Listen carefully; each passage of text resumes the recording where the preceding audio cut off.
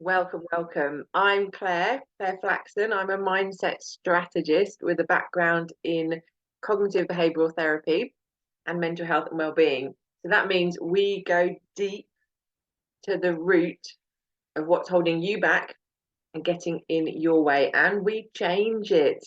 We create better patterns and processes to get you where you want to be and more some. We are going to look at procrastination, good old procrastination today. I'm going to break this down into understanding what procrastination really is, how to spot it, how it comes up for you in your life, and what to do about it, how to change it so that you can operate from a place that is no longer about avoidance.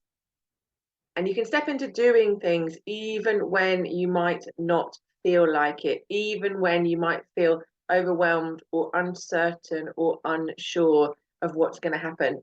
If you need or want to be stepping up and getting on with things in your business, in your life, in your goals and ambitions, then we need to understand how to switch procrastination up and get you taking action instead. Now, there are different ways of doing this. I'm going to break down what my favorite way is to understand the context of procrastination and then to start changing it.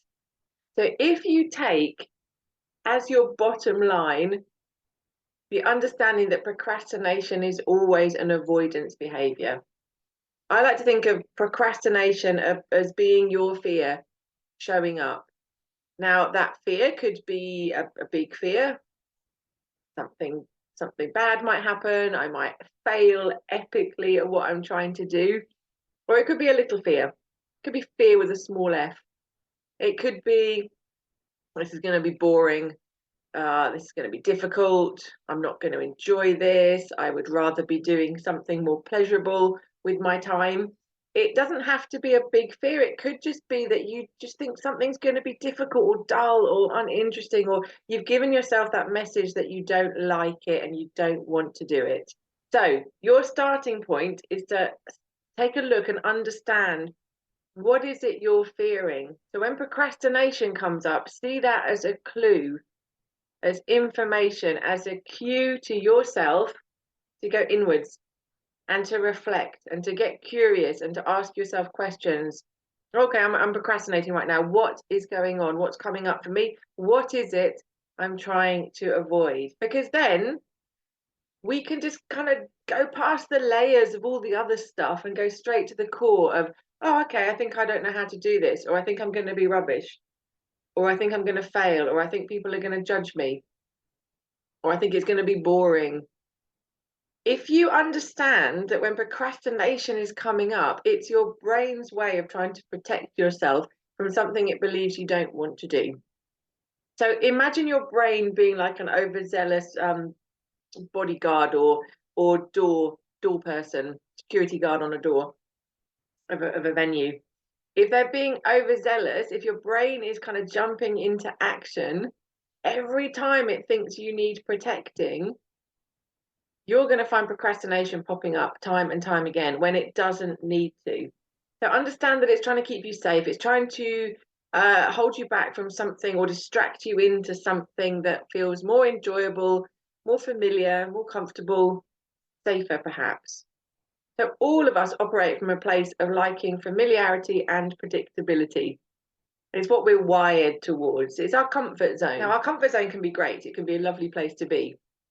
But anybody that's ever tried to change things or have a personal growth or go for some big goal, develop their business, build their career, get out of their comfort zone, everyone who's tried to do that knows that that's where the growth and the stretch happens.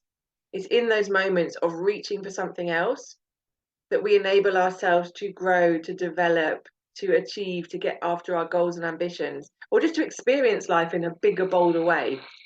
It's in those stretch moments that we get the benefits of change and growth, but it's in those stretch moments that procrastination is going to come up because it feels uncomfortable.